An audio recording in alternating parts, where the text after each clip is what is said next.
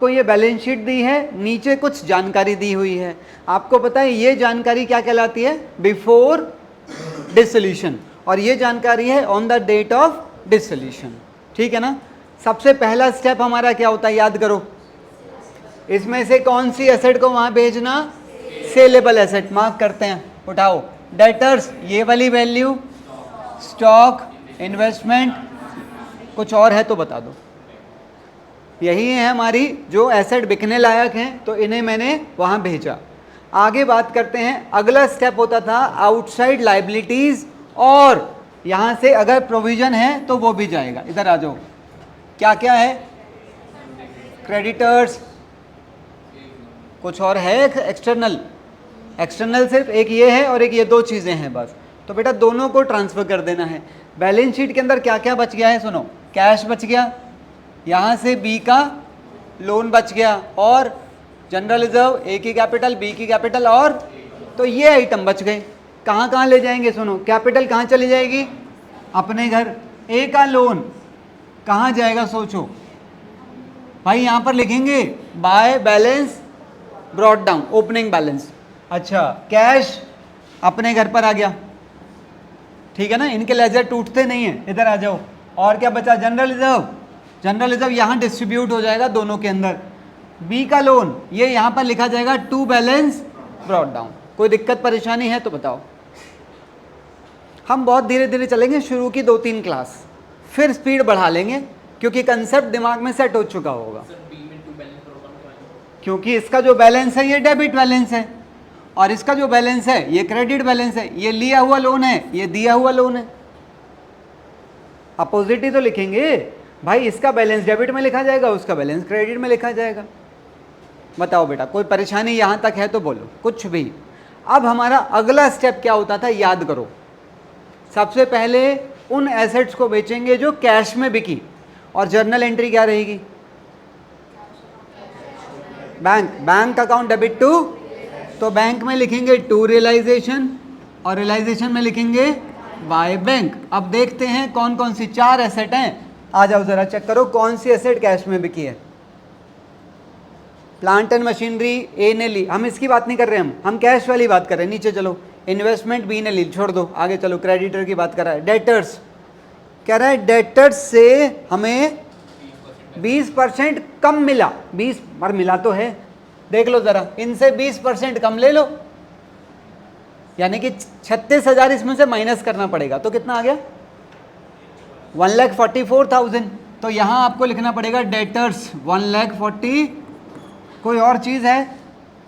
नहीं, कोई और चीज नहीं है। एक ही एसेट है जो कैश में बिकी है, तो यही अमाउंट बाहर आ जाएगा, और यही अमाउंट यहां पर भी लिखा जाएगा। हाँ या ना? चेक करिए। स्टॉक के लिए क्या लिखा हुआ है? नहीं, कहाँ लिखा हुआ है? नहीं नहीं नहीं, वो कुछ और लिख रहा है, लाइन कुछ और लिख रहा है, मैं बताऊंगा अभी। वो क्रेडिटर के लिए लिखा हुआ है, स्टॉक के लिए नहीं लिखा हुआ है। हाँ जी, इसके बाद अगला स्टेप, वो वाली एसेट जो किसी पार्टनर ने ले ली, उसकी जर्नल एंट्री क्या रहेगी? Partners capital debit to realisation. पक्का ना? चलो जरा। अच्छा, जो भी वो होगा वो देखना पड़ेगा कौन से पार्टनर ने लिया है। आओ सबसे पहले पहला वाला पॉइंट उठाओ। Plant and machinery was taken over by A at 60%। ओहो, 60% पे लिया है भाई, 60% पे लिया है, यानी कि 2,40,000 में लिया होगा। हाँ या ना? एंट्री बन रही है ए डेबिट टू, तो ए में लिखेंगे टू रियलाइजेशन 2 लाख, और ब्रैकेट में लिखना चाहो लिख देना प्लांट एंड, और यहां क्या लिखेंगे? By A's capital. गलती से प्लांट एंड मशीनरी मत लिख देना। तो प्लांट एंड मशीनरी भी गया। आगे चलो। इन्वेस्टमेंट किसने ले ली? इन्वेस्टमेंट बी ने ले ली। Journal entry B is capital to, हाँ अलग से लिखना, इसमें मत लिखना, गड़बड़ कर बैठोगे वरना। इन्वेस्टमेंट कितने में लिए यार? 120%। 120% मतलब एक्स्ट्रा वैल्यू पे लिया है, यानी कि कितना बन गया? 1,80,000। तो यहां लिखेंगे बाय बीज कैपिटल, ब्रैकेट में लिखेंगे इन्वेस्टमेंट 1,80,000, और यहां पर लिखेंगे 1,80,000। चेक करो।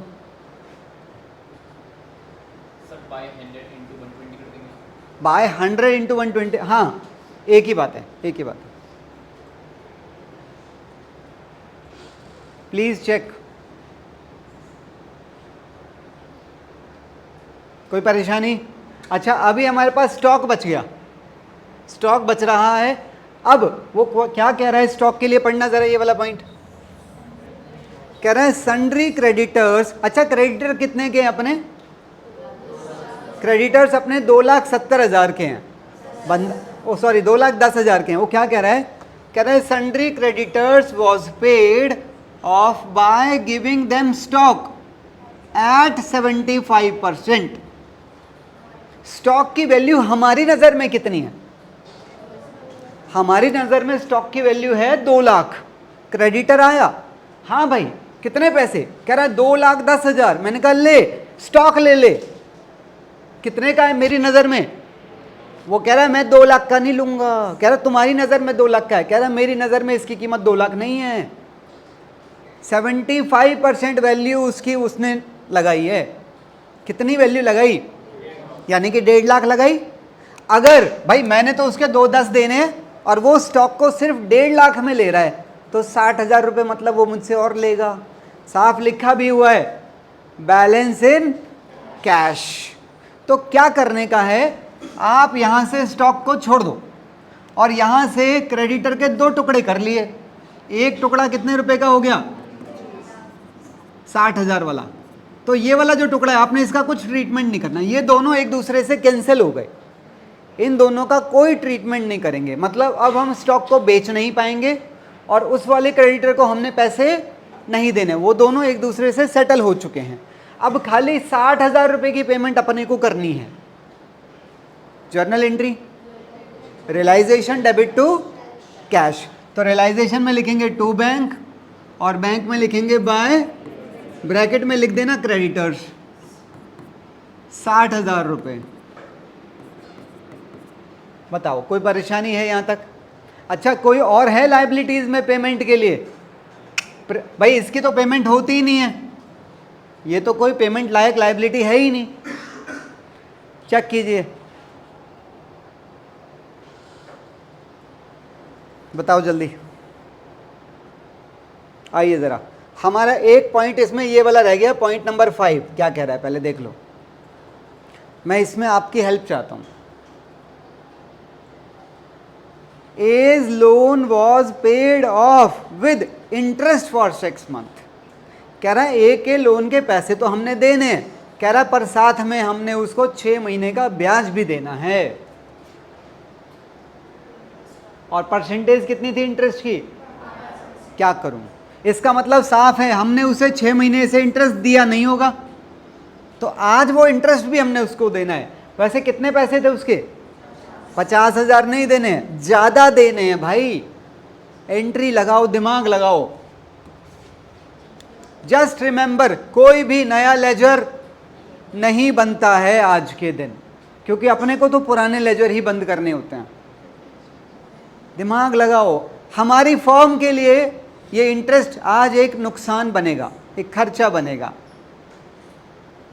अच्छा तुम नॉर्मली सोचो पहले, चलो नॉर्मल एंट्री क्या करते तुम्हें? इंटरेस्ट कितना बनेगा? 50,000 का 12% हो गया 6,000, आधा कर दिया 3,000। जर्नल एंट्री नॉर्मली क्या डालते हो तुम इंटरेस्ट की? Interest on loan debit to as loan, amount आ गया 3,000। पर बेटा प्रॉब्लम है इस एंट्री में, आपने नया लेजर खोल दिया। ये वाला तो पहले से खुला हुआ है, ये वाला आपने नया खोला। अरे इसे हटा दो, इसकी जगह पर है तो सही एक महान आदमी। कौन सा अकाउंट? क्योंकि अगर मैं इस अकाउंट को बंद करूंगा अगली एंट्री में, तो एंट्री बनेगी realisation to interest on loan. तो एक ही एंट्री से कम चला लो ना, रियलाइजेशन डेबिट टू, इसकी पोस्टिंग करो। रियलाइजेशन में लिखेंगे टू एज लोन, कितना? अब तुम्हें पता है ये तुम्हारे प्रॉफिट को अपने आप गिरा देगा, खर्चा बन के आ गया। और यहाँ क्या लिखेंगे? बाय इंटरेस्ट ऑन लोन, उसके लिए तो इनकम है ना, उसका लोन बढ़ गया हमारे ऊपर। क्या कह रहे हो? हाँ सॉरी, बाय रियलाइजेशन, ब्रैकेट में लिखेंगे इंटरेस्ट ऑन लोन। पॉइंट समझ आया? अच्छा एक और है नीचे ये वाला, इसका क्या करूं? रियलाइजेशन में लिखेंगे टू बैंक ब्रैकेट में, और इसमें बाय रियलाइजेशन ब्रैकेट में लिखना बहुत अच्छा है, आपकी कंफ्यूजन अभी घटाएगा। बाद में जब तुम लोग भाई महान बन जाओगे तो छोड़ देना ये छोटी मोटी चीज़ें, ठीक है। Please check. As you can see ये 3,000 रुपये यहाँ से यहाँ ट्रांसफ़र हुए हैं, ये 1,000 रुपये यहाँ से यहाँ गए हैं। मेरा नेक्स्ट स्टेप क्या रहता है? रियलाइजेशन अकाउंट को बंद मारो, प्रॉफिट आ रहा होगा तो यहाँ, लॉस आ रहा होगा तो यहाँ पर जर्नल एंट्री, आपको पता है वही रिवैल्यूएशन वाली टाइप की है, कुछ नया तो है नहीं। हाँ जी, अगर प्रॉफिट हुआ तो एंट्री क्या बनेगी? अरे प्रॉफिट नहीं, रियलाइजेशन डेबिट टू, बच्चे ने बोला प्रॉफिट डेबिट, प्रॉफिट तो कोई अकाउंट ही नहीं है, प्रॉफिट एक रिजल्ट है। हाँ, realisation debit to A's capital B is capital, ठीक है ना। चलिए, अपने को यहाँ पर लॉस मिल रहा है तो एंट्री रिवर्स हो जाएगी, तो लॉस यहाँ डिस्ट्रीब्यूट हो गया। अब मेरा अगला कदम मैं आपकी सलाह के साथ आगे बढ़ाना चाहूँगा। अब बारी है भाई, देखो बाहर वालों के पैसे दे दिए, पहला काम एसेट बेची, पैसा आया, पैसे से बाहर वालों को पैसा निपट गया। अब पार्टनर कह रहे अपना भी दे दो भाई, हम भी जाएं, अपने घर जाएं, घर पे बीवी बच्चे इंतज़ार कर रहे हैं, क्या करूं? सबसे पहले क्या करूं? किसी भी एक पार्टनर के बारे में बात कर लेते हैं, पहले ए के बारे में बात कर लो। देख लो ज़रा, यहाँ मैंने पहले चेक करो ए के पैसे देने हैं कि लेने हैं, चेक करो कौन सा बैलेंस आ रहा है। ए का बैलेंस क्या आ रहा है? ए का बैलेंस यहाँ पर निकल रहा है, मतलब मैंने ए को कैपिटल के पैसे देने, बाकी लायबिलिटी है, और वहाँ पर भी क्या करूं? पहले वो दूं कि पहले ये दूं?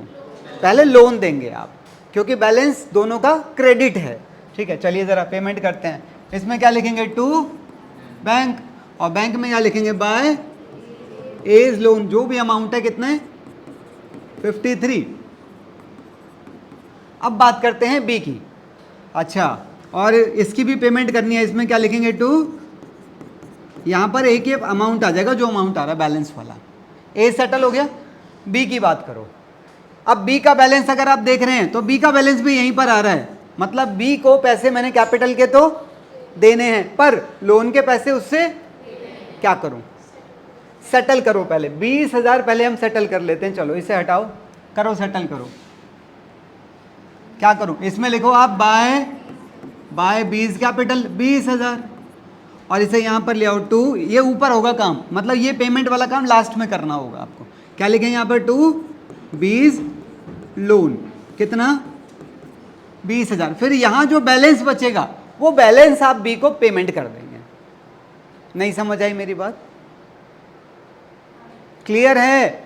अगर दोनों का कैपिटल लोन का बैलेंस क्रेडिट है तो पहले लोन देंगे फिर कैपिटल देंगे, और अगर पार्टनर्स का बैलेंस अपोजिट है तो आपस में सेटल करेंगे, डिफरेंस पे करेंगे। आप कहेंगे तो हम आगे बढ़ सकते हैं। चेक कीजिए, मैंने यहाँ पर पहले ये वाला 20,000 यहाँ पर एडजस्ट किया है। अब मुझे फाइनल पेमेंट करनी है तो यहाँ पर दोनों की पेमेंट आएगी। इसमें क्या लिखेंगे? टू बैंक, और बैंक में यहाँ पर बाय ए बाय बी। गलती से भी कंबाइंड मत लिख देना, बाय पार्टनर्स कैपिटल, सेपरेट आएगा, ए की अलग बी का अलग। थर्ड पॉइंट अभी बता देते हैं एक बार,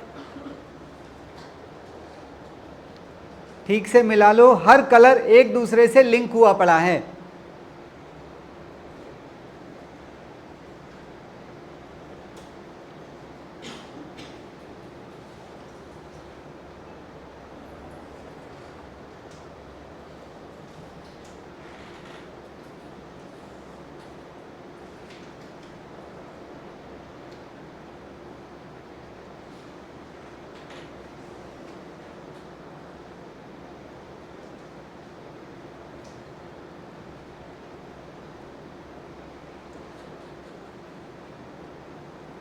सेटिस्फाइड? हाँ हाँ, कोई नहीं कोई नहीं।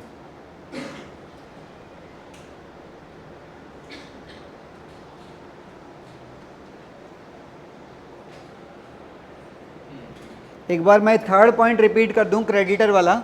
बच्चा कह रहा है इसके बारे में, वो क्या कह रहा है? देखो स्टॉक मेरी नज़र में कितने का है?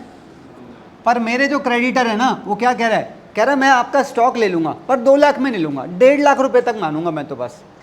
तो मतलब क्रेडिटर मुझसे 60,000 रुपये और लेगा, और उसमें लिखा भी है, नहीं भी लिखा होता ना तो भी देने पड़ते, उसने लिखा है कह रहा बैलेंस कैश में देना है।